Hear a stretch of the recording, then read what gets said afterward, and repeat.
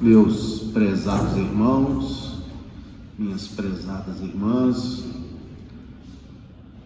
vamos iniciar nosso primeiro estudo evangélico doutrinário do ano de 2024, com muita alegria. Mais uma vez, essa casa renova o seu compromisso com o evangelismo de Jesus, sob as luzes da doutrina espírita. Pedimos aos irmãos e às irmãs aqui presentes que ajustem os seus celulares para o modo silencioso, a fim de que nós possamos seguir os nossos estudos sem interrupções. Pai nosso que estais nos céus, santificado seja o vosso santo nome. Venha a nós o vosso reino, seja feita a vossa vontade, assim na terra como em todo o universo. O pão nosso de cada dia nos dai hoje. Perdoai as nossas dívidas, assim como perdoamos os nossos devedores. Não nos deixeis cair em novas faltas, livrai-nos do mal, pois que vosso são o reino, o poder, a majestade, a glória para todo sempre, que assim seja.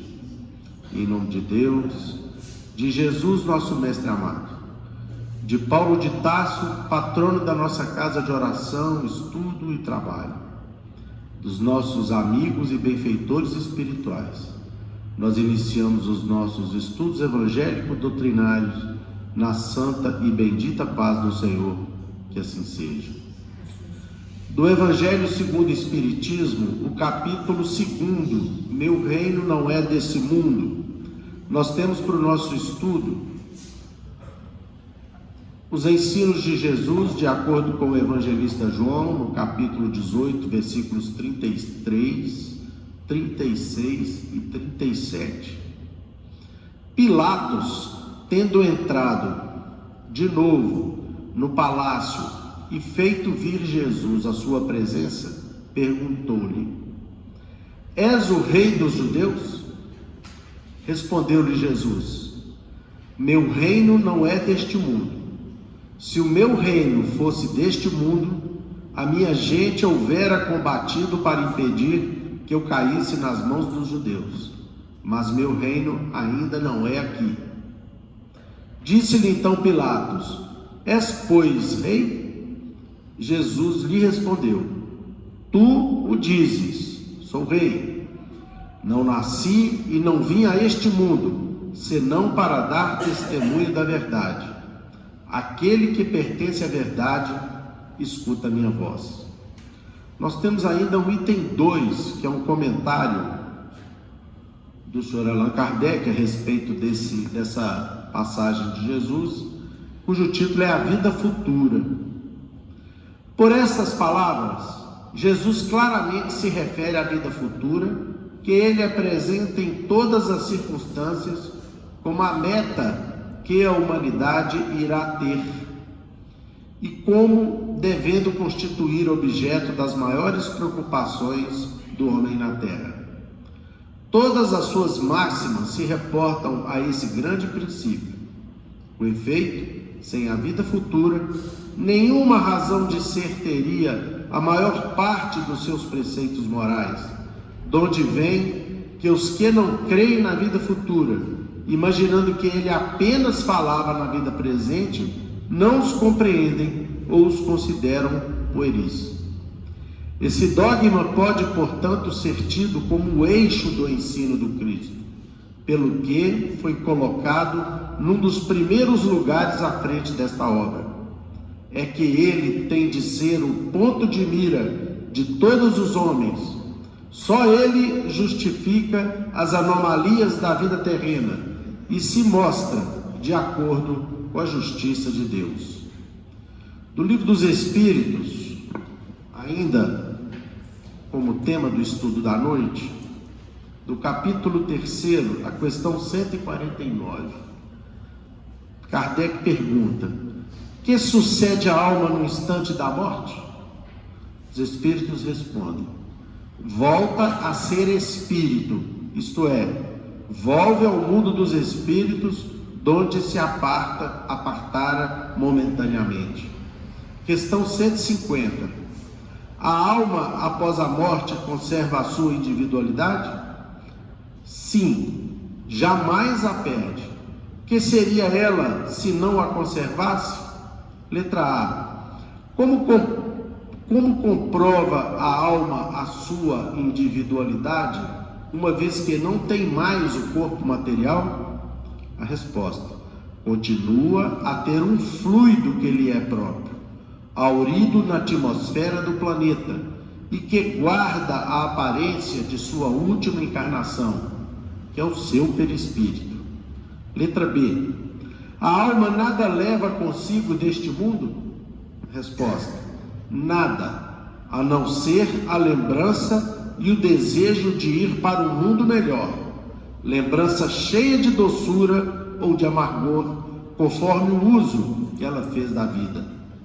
Quanto mais pura for, melhor compreenderá a futilidade do que deixa na terra. Nós vamos pedir o nosso querido irmão, companheiro Whindersson, para iniciar os comentários da noite. Boa noite a todos.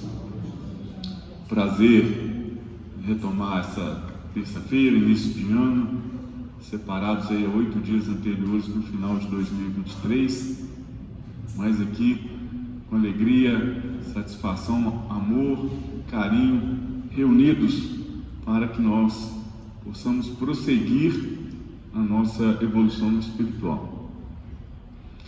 E nós somos brindados, acariciados, oportunizados a estudar nessa noite o capítulo 2, Meu Reino Não É Deste Mundo, em especial o item 1 e 2, que trata da vida futura, né? Portanto, um tema abrangente, instigante e, sobretudo, como já nos alerta Kardec, estruturante da doutrina espírita. Porque, ao folhear, por exemplo, o livro aqui do Evangelho segundo o Espiritismo, nós teremos, por exemplo, aqui no capítulo 1, não vim destruir a lei. O 2, meu reino não é deste mundo. O 3, há muitas moradas na casa de meu Pai. O 4, ninguém poderá ver o reino de Deus se não nascer de novo. E no 5 começa as bem-aventuranças. Alguns estudiosos do Evangelho segundo o Espiritismo reportam, portanto, que esses capítulos iniciais seriam os elementos estruturantes, os pilares que ajudam e dão suporte à lógica e à compreensão da doutrina espírita. Trocando em miúdos, nós estamos falando, portanto, da imortalidade da alma, da pluralidade do mundo e da própria reencarnação. E hoje o nosso ponto de partida, portanto, é tentar, então, debruçar e esmiuçar, a partir do Evangelho de João, no capítulo 18, propriamente do seu Evangelho, entender qual foi o significado e o que podemos aprender sobre a questão da vida futura, portanto, a imortalidade da alma. Porque está aí, como apresenta Kardec, provavelmente um dos grandes princípios que fundamentou e serviu de eixo para o ensinamento de Cristo para conosco. Na medida então que a gente compreende o que está diante desta vida futura, pode nos apresentar um grande alívio no coração, para que possamos aqui entender e compreender o momento da nossa evolução, da nossa jornada espiritual e qual o caminho nós possamos seguir. Muito por vezes quebrando a lógica de que a vida é só esse instante, portanto corpóreo, que por vezes, indo à morte, encerra-se a vida. Logo, se eu tenho tão somente a vida corpórea e essa oportunidade, por que não aproveitá-la o máximo possível? E por vezes eu levo esse máximo possível do ponto de vista material, eu quero, eu compro, eu faço, eu aconteço, eu piso, eu humilho, eu desfaço, às vezes, das outras pessoas, porque eu estou e tendo apenas uma oportunidade de viver. Portanto, eu quero vivê-la na sua plenitude e, sobretudo, do ponto de vista, às vezes, material. Mas é nessa lógica em que, então, João Batista nos apresenta, como foi trazido aqui para o Evangelho segundo o Espiritismo. Esta passagem é retirada do julgamento de Jesus, diante de Pôncio Pilatos, do qual nós já temos um pouco de compreensão do ponto de vista histórico do que aconteceu naquele momento, as circunstâncias o qual ele foi levado ao julgamento e os desdobramentos decorrentes. Mas o certo é que, estando diante do julgamento, estando diante de Pôncio Pilatos, ele nos deixa essa passagem que foi registrada por um desses do apóstolo, foi registrado pelo apóstolo João, um dos mais próximos, que também nós já estudamos aqui, de Cristo. E que diante dessa passagem você é o rei dos judeus? Então, a ele que responde: meu reino não é deste mundo. E o que é possível a gente então interpretar e buscar? E nós vamos aqui recorrer à doutrina espírita. E quando nós recorremos à doutrina espírita, nós vamos encontrar no livro Boa Nova um capítulo em que o espírito Humberto de Campos nos dá a oportunidade de resgatar os sentidos destas palavras. É o capítulo 4, com o título A Família Zebedeu. E por esse capítulo nós vamos passar por João, pela mensagem de Jesus, e tentar aqui tirar algumas reflexões, das quais nós vamos complementar com a reflexão de Allan Kardec. Então Jesus estava na região de Cafarnaum, muito especificamente próximo ao rio Tiberíades, naquele seu propósito de montar o colegiado de apóstolos. Quando tem então a oportunidade, às margens do rio Tiberíades, convocar Tiago e João. Tiago e João, esse que nós estamos aportando aqui ao capítulo 18 do seu Evangelho, era irmão de Tiago, e nessa circunstância foi convocado por Jesus a participar. Relembrando que este momento foi muito rico em termos de ministério de Jesus à margem de Cafarnaum, nessa região. Tiago e João já tinham participado de uma preleção na noite anterior do próprio Jesus. Então, no outro dia pela manhã, Jesus tem a oportunidade de ter uma conversa e fazer esse convite para Tiago e para João. Só que eles eram ainda muito jovens. E eles então chegam em casa e reportam à sua mãe o que havia acontecido e o convite de Jesus para que eles pudessem seguir no caminho. Então, vou relatar para vocês a história a partir deste ponto. Os dois novos apóstolos, entretanto, eram ainda muito jovens, e regressando à casa, com o espírito arrebatado por imensa alegria, relataram à sua mãe o que se passara. Salomé, a esposa de Zebedeu, portanto, pai de Tiago e João, apesar de bondosa e sensível, recebeu a notícia com certo cuidado. Também ela ouvira o profeta de Nazaré nas suas gloriosas afirmativas de véspera. Pôs-se então a ponderar consigo mesma: não estaria próximo aquele reino prometido por Jesus? Então ela começa a fazer as reflexões. E aqui eu gostaria rapidamente de retomar um ponto. Vejam bem, o capítulo 18, esses versículos de João, reportam o julgamento de Jesus, portanto, antes da crucificação. E essa passagem de Humberto de Campos reporta ao início das pregações de Jesus no lago da Galileia, no mar da Galileia, próximo a Cafarnaum.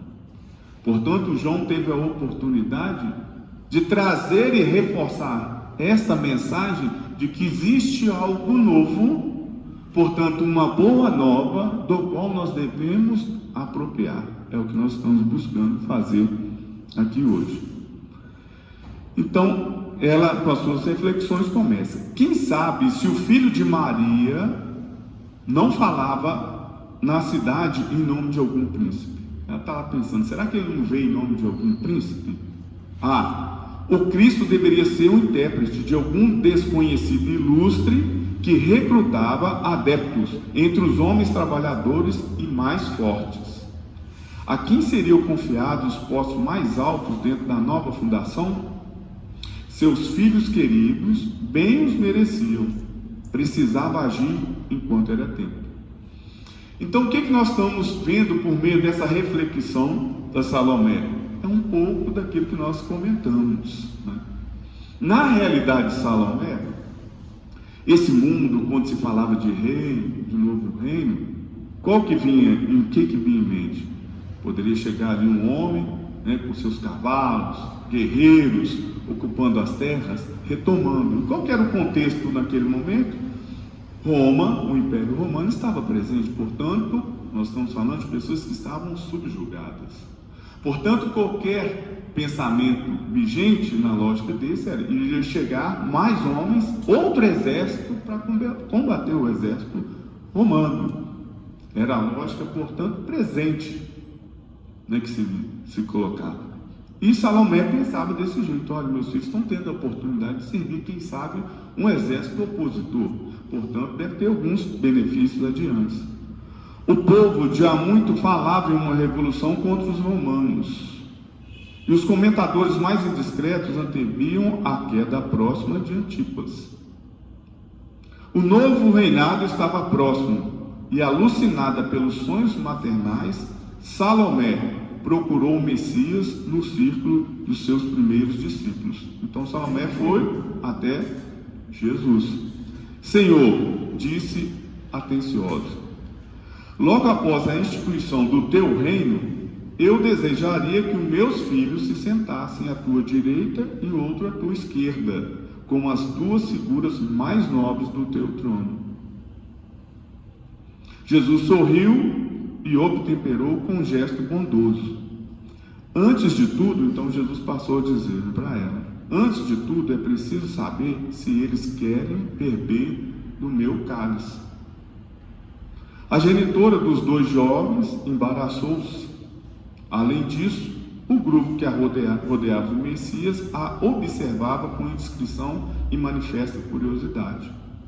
Reconhecendo que o instante não permitia mais amplas explicações, retirou-se apressada, colocando o seu velho esposo ao corrente dos fatos. Então, diante da pergunta, ela não teve resposta, saiu, passou então para o seu marido. Mas qual que era a projeção dela? É esta, que reporta um pouco o que o Allan Kardec, numa outra passagem, comenta. Todo cristão necessariamente crê na vida futura, mas a ideia que muitos fazem delas é ainda vaga, incompleta e falsa em diversos pontos, portanto gerando o quê? Dúvidas, incredulidade. Era o caso dela. Ela tinha para aquele contexto que Jesus queria colocar adiante do novo reino, não era esse reino que ela pensava, que ela tinha como valor. Nossa, meus filhos vão participar ali da retomada, né, de Israel, retomada da Galileia, da Judéia. Nossa, se conseguir a vitória, o que vai ter? Vai ser recompensado às vezes com uma fazenda, um pequeno espaço de terra, uma casa boa. Era esse o pensamento. Ao entardecer, cessado o labor do dia, Zebedeu, aí o pai de Tiago e João, acompanhado pelos dois filhos, procurou um mestre em casa de Simão. Jesus lhes respondeu à visita com extremo carinho, enquanto o velho Galileu expunha as suas razões, humilde e respeitoso. Então Zebedeu passou a dizer: tu que conheces a lei e lhe guardas os preceitos no coração, sabe de algum profeta de Deus que no seu tempo fosse amado pelos homens no mundo? Então Jesus perguntou, diante da exposição dele, Jesus perguntou isso para ele: olha, você que é um seguidor, né, você que estuda, você que, como diz, segue o Antigo Testamento, as leis, o que foi acontecendo com esses profetas, esses doutores, esses que seguiam e acreditavam em Deus? Você consegue mencionar isso para mim? Aí ele: não, senhor. Aí foi: que fizeram de Moisés, de Jeremias, de Jonas? Todos os emissários da verdade divina foram maltratados e trucidados, ou banidos do berço em que nasceram, expulsos das suas cidades. Na terra, o preço do amor e da verdade tem sido o martírio e a morte. Então ele começa a falar: olha, eu trago algo novo, eu trago uma verdade, mas só tem que esta verdade tem aí um longo caminho a ser percorrido, e por vezes, naquelas ocasiões, o próprio sacrifício. O pai de Tiago e João, ou seja, o Zebedeu, ouvia humilde e repetia: sim, Senhor, foi isso que aconteceu com eles. E Jesus, como se aproveitasse do momento para esclarecer todos os pontos em dúvida, continuou: o reino de Deus tem de ser fundado no coração das criaturas. Então, meus irmãos e minhas irmãs, o reino de Deus tem que ser fundado nos nossos corações. Não é a lógica da obtenção da terra, da guerra, no caso deles, né? De ter a casa boa, não é isso. É a lógica da conquista do nosso coração. E traduzindo coração, é a terra dos nossos sentimentos. Portanto, é a terra de quê? De cultivar e progredir com sentimentos bons. Portanto, superar os nossos vícios, os vícios trazidos pelo egoísmo e pelo orgulho, e prosperar as nossas virtudes. Então ele começa a tentar mostrar isto: o reino de Deus tem que ser fundado no coração das criaturas. Meu reino não é deste mundo. Meu reino não é dos cavalos, das espadas, de 1000 homens, de 300 flechas, de conquistar, de colocar isso aí que vocês estão vivendo agora, da subjugação. É rever o que está dentro de você, de ou ver o mundo numa outra perspectiva. O trabalho árduo é o meu gozo, o sofrimento o meu cálice, mas o meu espírito se ilumina da sagrada certeza da vitória. Ou seja, então, quando eu estou convidando e que você vem buscar, é isto. É uma nova lógica que eu quero propor, uma nova verdade que eu quero trazer. Só tem que isso precisa de uma renovação. E essa renovação, por vezes, não será fácil. Mas a glória é certa. A vitória é certa. Então o Senhor exclamou, Zebedeu respeitosamente: o vosso reino é o da paz e da resignação que os crentes de Eli esperavam? Jesus, com um sorriso de plenitude, acrescentou: a paz da consciência pura e a resignação suprema à vontade de meu Pai são do meu reino.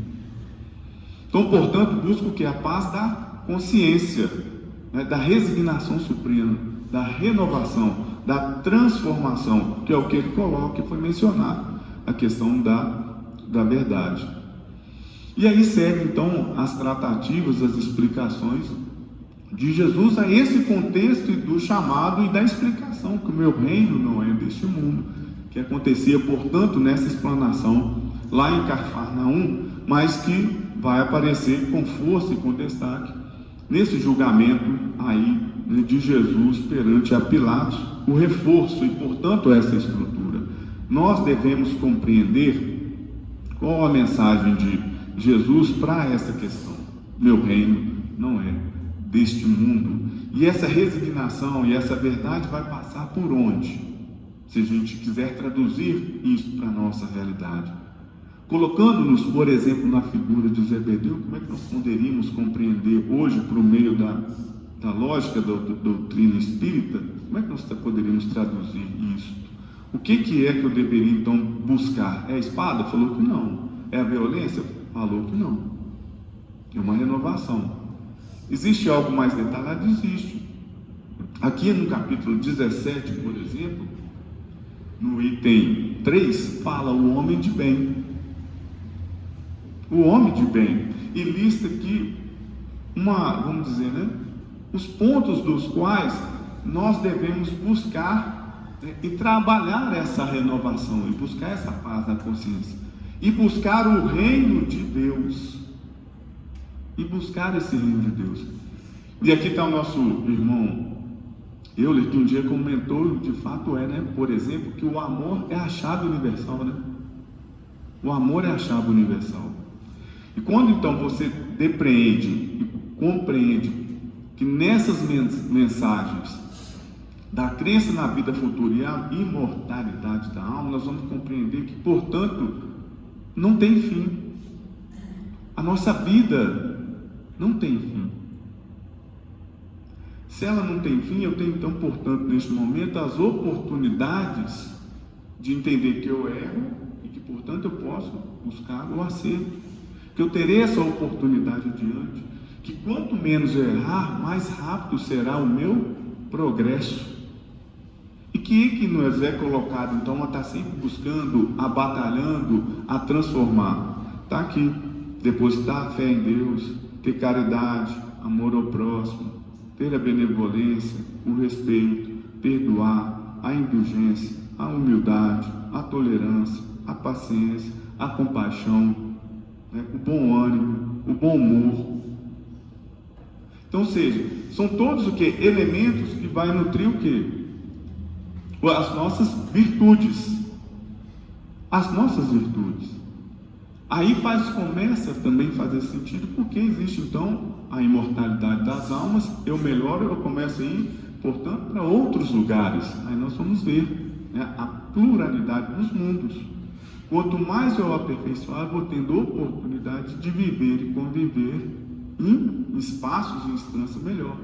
Também sabendo que existe a lei do progresso, que nunca eu vou retroagir, sempre eu vou avançar, prosperar. Mas ele nos deixa essa mensagem que à época não foi possível detalhar da forma como nós estamos, por exemplo, estudando hoje, que a lógica da gente entender de que existe, que esta não é uma vida única, que ela termina aqui, mas que é um processo como todo, e isso é apenas uma etapa, e que a lógica dessa etapa é permitir o nosso avanço, é que busquemos o mais rápido possível este ensinamento, este conhecimento, e trabalhar o nosso espírito para adquirir o quanto antes este item, ou estes itens, o homem de bem, que está aqui, que eu mencionei para vocês.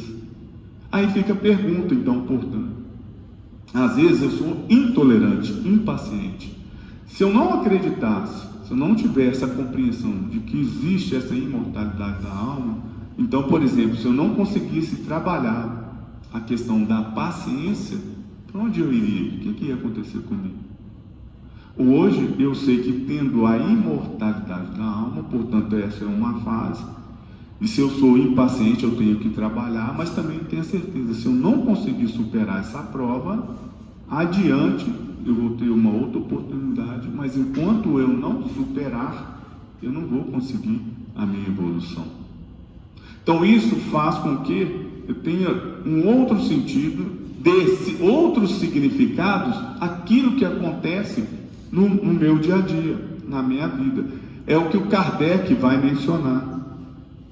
E que o nosso irmão Euler fez a leitura aqui, de que somente quando nós entendemos que existe a imortalidade da alma, a vida futura, que eu vou compreender então essas anomalias, por que as anomalias estão presentes, por que eu passo pelas dificuldades, provavelmente. E aí nós já estudamos aqui, as aflições do presente, as aflições do passado, e aí eu começo então, à medida que eu começo a compreender, eu também depreendo, e faz sentido para mim, as releituras destes obstáculos que vão aparecendo na minha vida.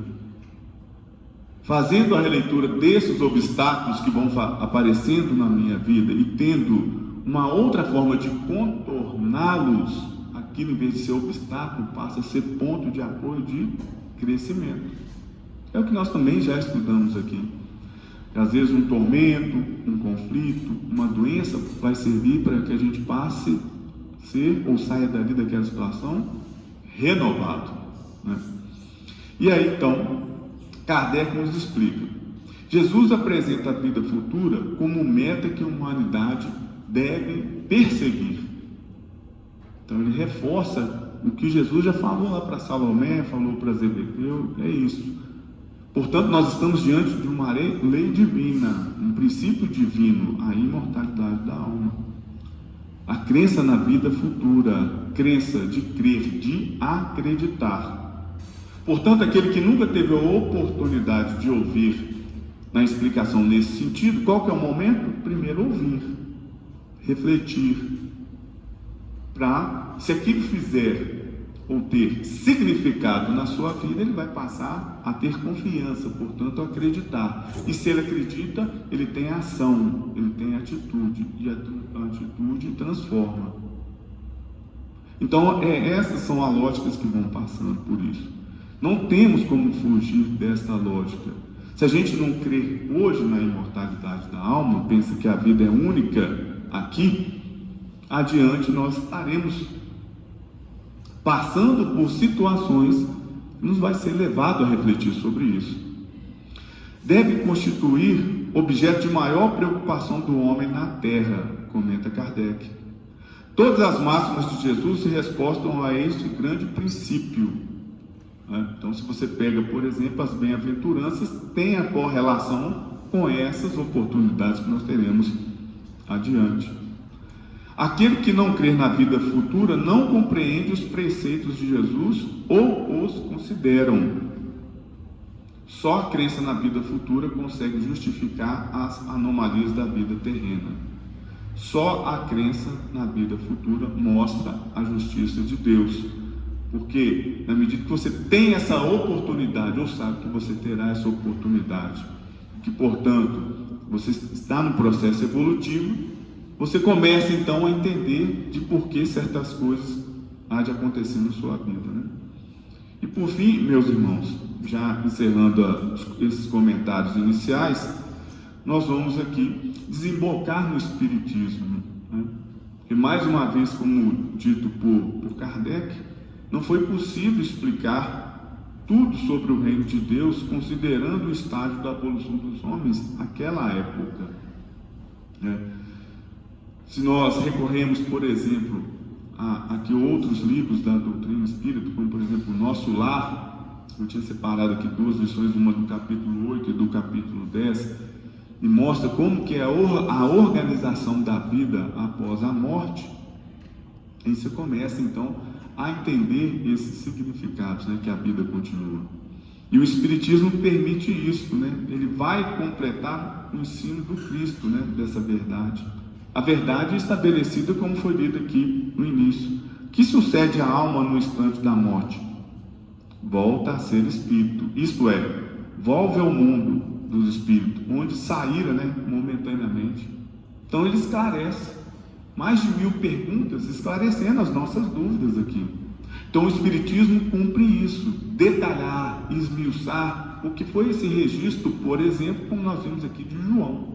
E hoje, alargar a nossa compreensão, a nossa reflexão. É só essa vida que temos? É só essa vida que temos? Aí na hora que você começa então com as suas reflexões, entender, não, existem outras vidas. Então isso aqui é só um estágio. Mas se é só um estágio, eu estou sujeito a determinadas coisas, mas tem oportunidade de outras, mas eu não posso perder essa oportunidade, eu posso avançar, mas o que eu posso avançar? A compreendendo, buscando a melhor informação. Qual que é a melhor informação? O ensinamento de Jesus. Tem algo detalhado? Está lá no capítulo 17, tem 3, o homem de bem. É coisa muito complexa? Não, saber ouvir, saber abraçar, ser benevolente, indulgente, paciente, coisas que no dia a dia nós não somos. Então, meus irmãos, são os comentários que eu gostaria de deixar assim, de partida né? Tem o nosso irmão João Flávio que vai tecer os seus comentários, agregar mais informações para que vocês possam aqui, né, refletir logo de partida no ano aí de 2024, sendo uma grande oportunidade também, como foi nos anos anteriores, mas nós que estamos aqui ainda como seres encarnados, não deixe de ser uma bênção, né, de Jesus para nos oportunizar, ter momentos como esse, de estar dedicando alguns minutos de nossa vida para buscar o caminho, a verdade e a vida, que nos foi apresentada hoje por meio da crença na vida futura. Então, que Deus continue amparando e iluminando a todos vocês. Boa noite.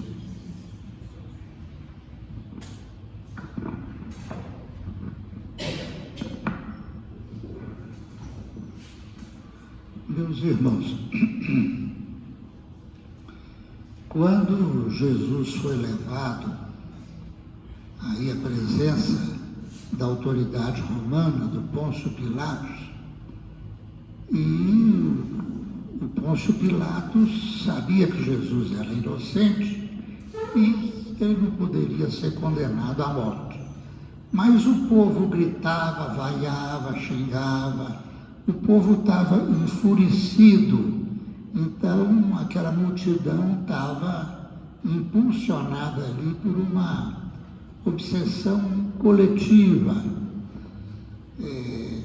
comandada pelas trevas, que queriam aí a morte de Jesus, o que foi conseguido. Então Pilatos perguntou a Jesus se o reino dele era desse mundo, se ele era rei, e Jesus falou que não, né? Que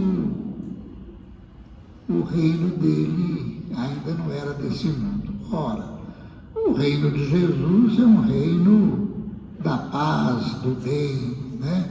O que Jesus ensinou? Jesus ensinou humildade, simplicidade, pureza, brandura, doçura, paciência, obediência, resignação, perdão, reconciliação com os adversários, retribuir o mal com o bem, fazer o bem sem ostentação, praticar a caridade material, a caridade moral, né?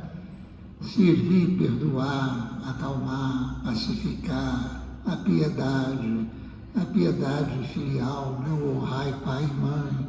Enfim, Jesus resumiu tudo num único ensino: fazer aos outros o que quereríamos que os outros nos fizessem. Essas virtudes ainda não imperam, não predominam até hoje aqui na Terra. Então, Jesus disse a Pilatos: meu reino não é desse mundo. E a gente sabe disso, é muito fácil de ver. Aqui ainda, na Terra, ainda predomina um mundo de expiações e provas, um mundo de sofrimento. Então, são muitas aflições, desgraças, tormentos, escândalos, orgulhos, violência, injúrias, cólera, ofensas, vingança, ódio, infortúnios, ingratidão, avareza, desigualdades, e vai por aí afora. Bom, mas Jesus, ele complementou a Pilatos dizendo o seguinte: meu reino ainda não é aqui. Esse ainda, então, modifica tudo. Esse ainda aqui, isso mostra que a situação da Terra é passageira, que esse ainda significa os tempos que virão, né? É o futuro. Então, a Terra ainda não vai ser o reino de Jesus. ainda não é, melhor dizendo, mas esse vai ser modifica o futuro, dizendo que vai ser o reino de Jesus. Os bons espíritos, eles ensinam que existem vários tipos de mundo. Mundos primitivos são aqueles mundos destinados às primeiras encarnações da alma humana. Os mundos de expiações e provas, que são mundos onde domina o mal, são os mundos purgatório. A Terra é um exemplo desse tipo de mundo. Os mundos de regeneração, nos quais as almas que ainda têm o que expiar, aurem novas forças, repousando das fadigas da luta. É o caso que a Terra já está se transformando, está na fase de transição para esse mundo. Os mundos ditosos ou felizes, onde o bem sobrepuja o mal. E os mundos celestes ou divinos, que são habitações de espíritos depurados, onde reina exclusivamente o bem. Então nós temos 5 tipos de mundo. A Terra é um mundo de expiações e provas, razão pela qual aqui nós vivemos a braços com tantas misérias e tantos desmandos. Vai ser sempre assim? Claro que não. Lembrar desse ainda que Jesus disse para Pilatos. Então, a Terra, ela vai melhorar com toda a certeza. Vai ser dentro, em breve, podemos dizer em breve, porque não vão demorar assim tantos anos, para a Terra deixar de ser mundo purgatório para se tornar um mundo de regeneração. Kardec perguntou aos bons espíritos que Jesus mandou para responder às perguntas que iriam ser feitas por ele. E ele perguntou: poderá jamais implantar-se na Terra o reinado do bem? Resposta: o bem reinará na Terra quando, entre os espíritos que a vêm habitar, os bons predominarem, porque então farão que aí reinem o amor e a justiça, fonte do bem e da felicidade, por meio do progresso moral e praticando as leis de Deus, é que o homem atrairá para a terra os bons espíritos e dela afastará os maus. Estes, porém, não a deixarão, quer dizer, os bons espíritos não a deixarão, senão quando daí estejam banidos o orgulho e o egoísmo. Muito bem.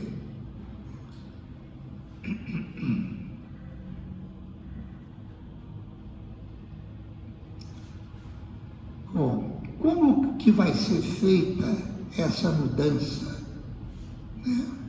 Essa mudança será feita pela reencarnação. Nós mudamos com a reencarnação, nos transformamos em pessoas melhores com diversas vidas. Podemos dar apenas alguns exemplos. Judas, o traidor de Jesus, ele se aperfeiçoou, ele nasceu como Joana d'Arc, uma moça francesa que teve um papel muito importante lá na França. A tendência que havia lá, numa chamada guerra entre a Inglaterra e a França, uma guerra chamada de Guerra dos 100 Anos, é que quem iria ganhar essa guerra seriam os ingleses. E os ingleses ganhando a guerra, iria haver uma perturbação no DNA dos franceses, e aquilo iria prejudicar os ideais da Revolução Francesa. Fraternidade, igualdade, né? E então havia necessidade da Inglaterra não ganhar essa guerra. Então, Judas reencarnou como uma moça e, com a sua mediunidade, controlou o exército francês até levar a derrota à Inglaterra dessa guerra de 100 anos e não tumultuar o DNA desses espíritos um pouco mais elevados que iriam garantir aí os ideais da Revolução Francesa. Bom, querem outro exemplo? Herodes, aquele rei dos judeus que recebeu Jesus a pedido da autoridade romana, que era Pôncio Pilatos. E Herodes ironizou, criticou, colocou na cabeça de Jesus uma coroa de espinhos, colocou um pedaço de cânhamo na mão dele para dizer que era aquele cetro que o rei carrega e mandou ele de volta à presença da autoridade romana, Pôncio Pilatos. Herodes morreu, reencarnou e ele mudou.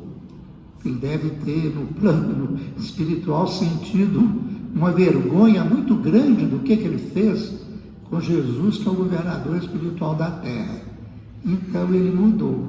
Herodes é o São Vicente de Paulo. É aquele santo, né, que foi canonizado no ano de 1783 e é considerado aí o santo da caridade, né? Bom, e nós temos aí, aqui no Brasil, por exemplo, os escravos que reencarnaram aqui no Brasil, eles estavam numa missão de aperfeiçoamento de suas almas. Eles haviam sido aristocratas, autoridades falidas da Europa e reencarnaram no Brasil para mudar, para se transformar. Então, a reencarnação faz mudança nas pessoas, né? Hoje melhor do que ontem, amanhã melhor do que hoje. E assim também, ontem, um planeta pode ter sido um mundo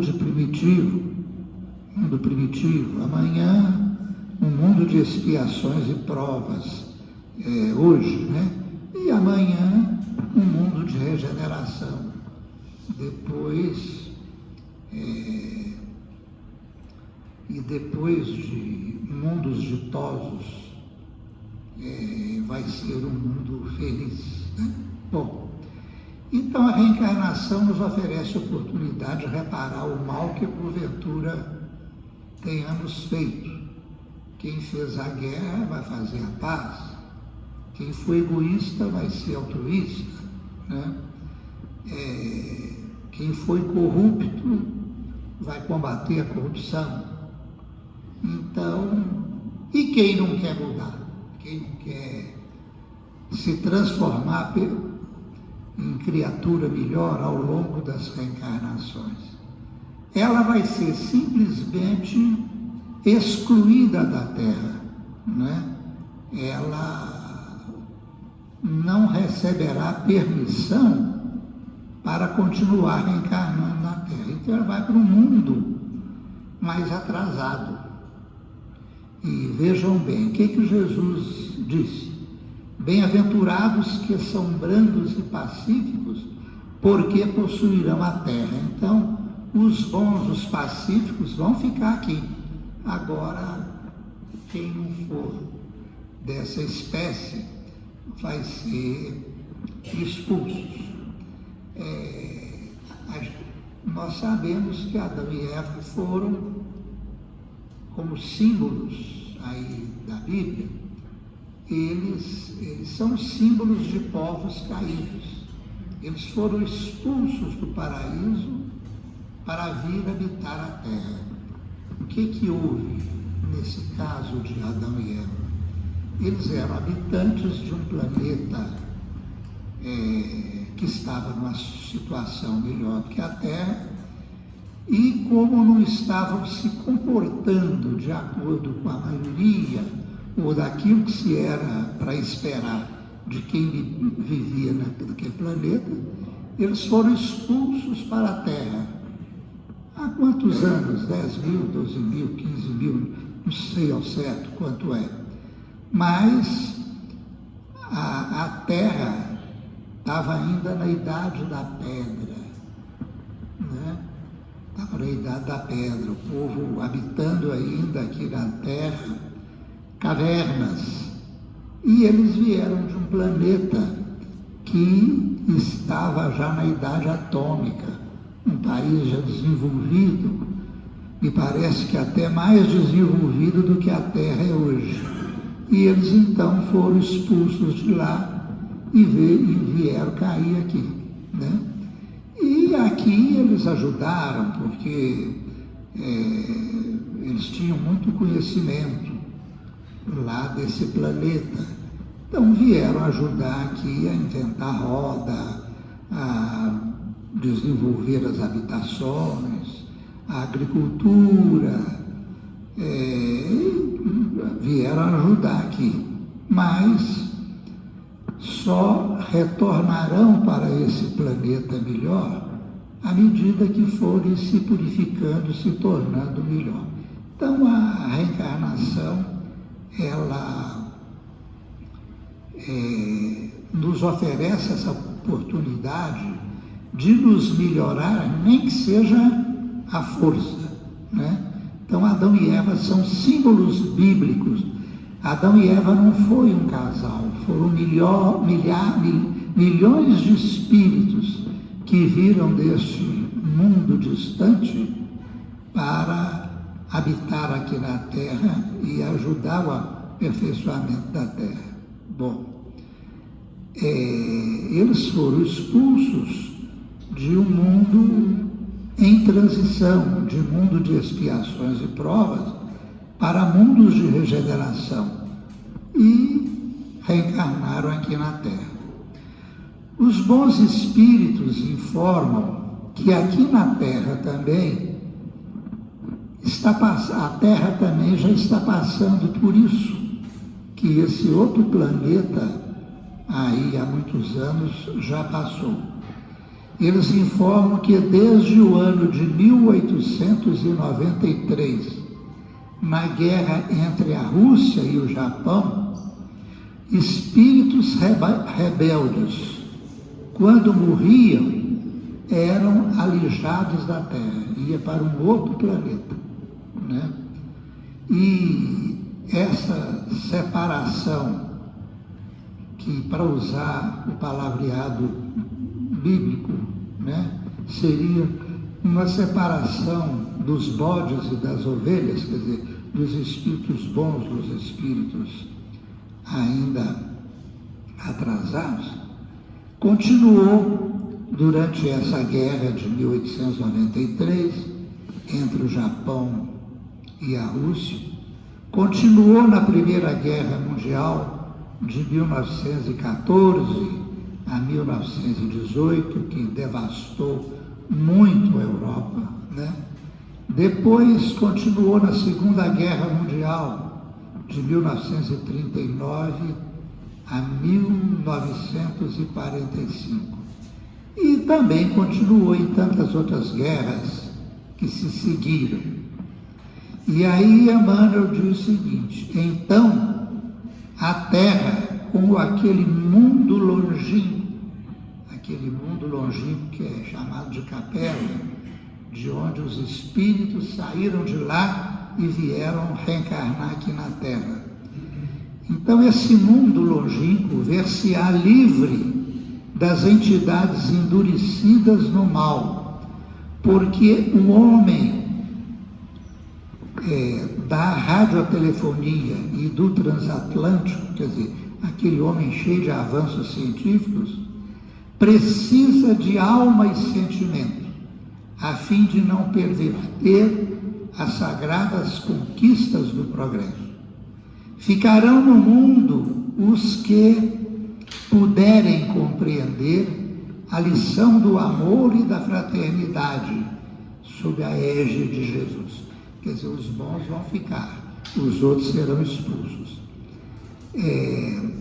Ficarão no mundo os que puderem compreender a lição do amor e da fraternidade sob a égide de Jesus, cuja misericórdia é o verbo de vida e luz desde o princípio.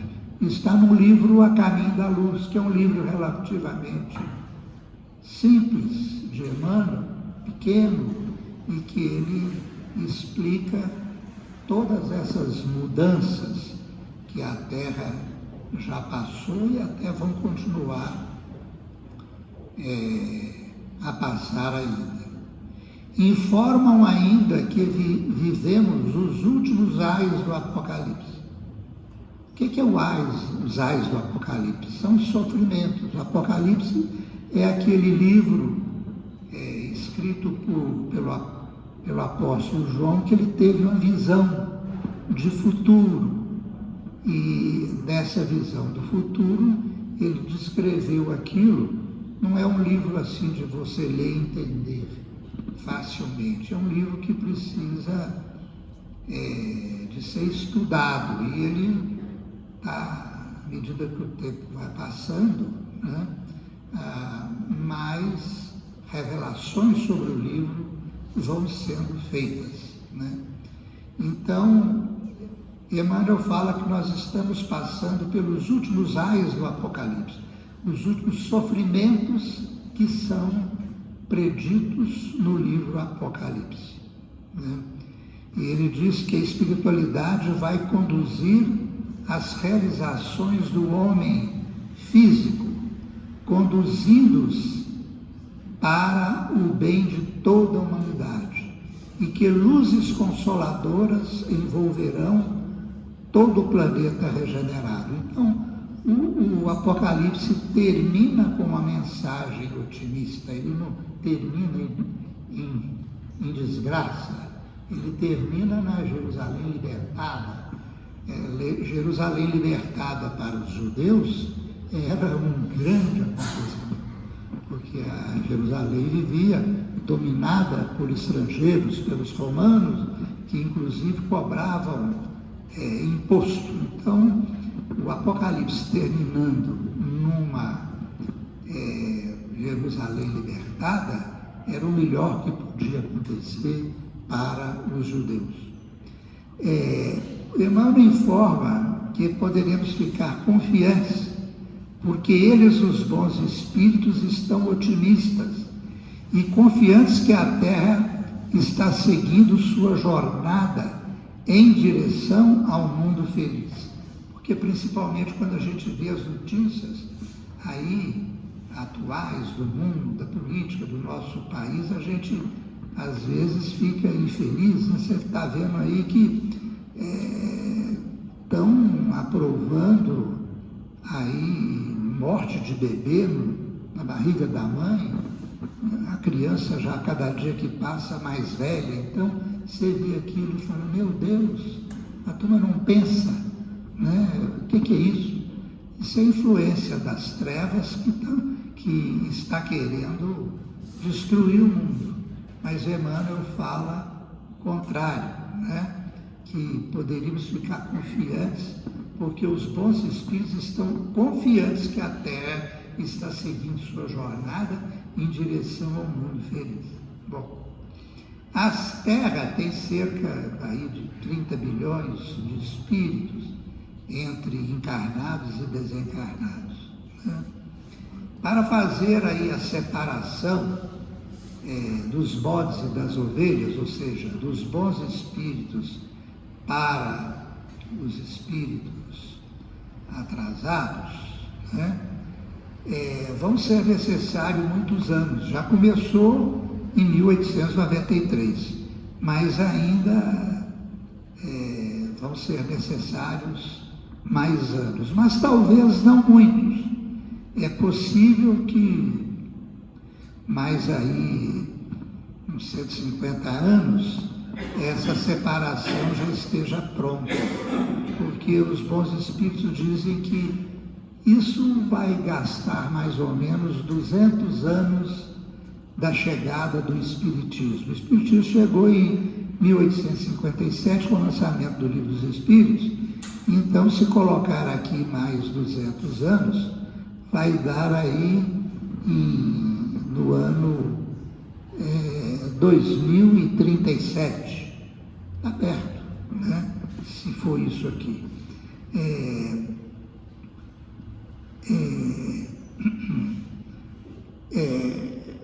Comparado com uma encarnação de 80, 90 anos, pode ser muito, né? Mas é pouco comparado com a idade do nosso planeta, né? Bom, à medida que os maus espíritos forem sendo alijados aí da Terra e os bons espíritos estiverem reencarnando, as transformações e as mudanças serão muito rápidas, né? Vão ser muito rápidas. Estão reencarnando na Terra milhões de bons espíritos, milhões, para ajudar a fazer uma grande transformação. E esses bons espíritos vão atuar em todas as atividades humanas, né? Para aperfeiçoar o mundo. Vão reencarnar no ensino. O próprio Emmanuel já reencarnou aí no ensino. Outros na política, na indústria, na medicina, na agricultura, no direito, no comércio, na indústria, na mídia, na ciência, nas artes, etc, etc. Então o Evangelho será introduzido em todas as atividades humanas. Aí a Terra será um mundo de regeneração. Bom, Emmanuel fala o seguinte, nesse livro aqui: são chegados os tempos em que as forças do mal serão compelidas a abandonar as suas derradeiras posições de domínio nos ambientes terrestres.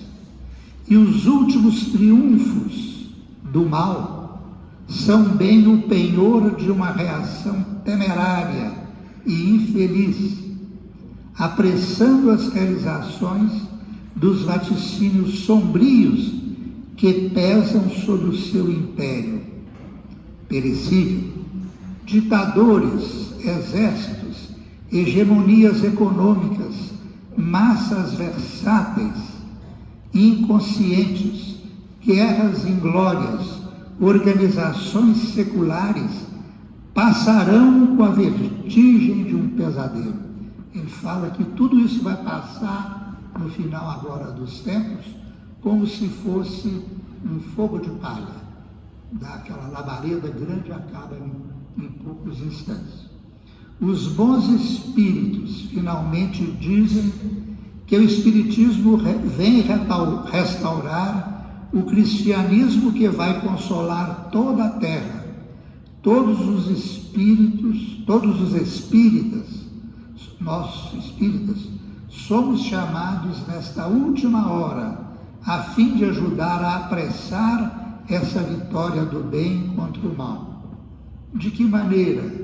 Fazendo a nossa reforma íntima, vivendo as lições do Cristo, divulgando essa doutrina maravilhosa através dos nossos exemplos de vida. Então, esse livro, o último capítulo dele, que é um capítulo chamado O Evangelho do Futuro, ele faz um resumo dessa transformação, dessa mudança, que vai ser aí muito rápida. Vale a pena a gente ler para desintoxicar um pouco de tanta notícia ruim que jornal, revista, televisão, a mídia de um modo geral, né? Quase que hoje vive disso. E a gente é bombardeado por isso e tem hora que a gente assusta, né? Ele aqui conta o contrário. Então, que Jesus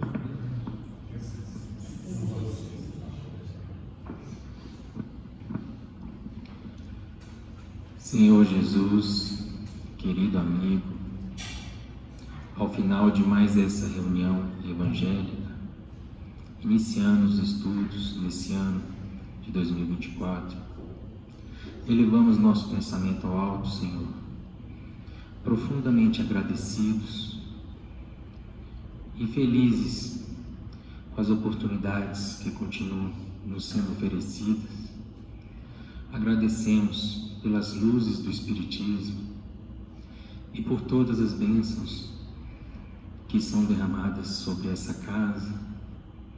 Rogamos ao Senhor que oportunidades como essa de estudo, de aprendizagem, possam se repetir e que possamos a cada dia sair daqui um pouquinho melhores, buscando colocar em prática seus ensinamentos, Mestre, no nosso lar, no nosso trabalho, na nossa comunidade, fazendo o máximo para colocar em prática a reforma íntima, vivenciando o seu Evangelho. Rogamos, Mestre, que as luzes da sua doutrina possam ainda serem expandidas e alcançar cada vez mais novos corações, tocando no coração de cada um e buscando a melhoria, porque apenas quando cada um de nós melhorarmos é que o mundo possibilitará a sua própria reforma. Pai nosso que estais no céu, santificado seja o vosso nome, venha a nós o vosso reino, seja feita a vossa vontade, assim na terra como no céu. O pão nosso de cada dia nos dai hoje, perdoai as nossas ofensas, assim como nós perdoamos a quem nos tem ofendido. E não vos deixeis cair em tentação, mas livrai-vos do mal, pois que vossos são o reino, o poder, a majestade e a glória, a todos sempre, que assim seja. Com essa rogativa, em nome de Deus, de Jesus, nosso mestre amado, de Paulo de Tarso, patrono da nossa casa de oração, estudo e trabalho, dos nossos amigos e benfeitores espirituais, nós estamos encerrando os nossos estudos evangélicos e doutrinários na santa e bendita paz do Senhor, que assim seja. Em instantes iniciaremos, meus irmãos, os passos que serão proferidos pelos irmãos responsáveis.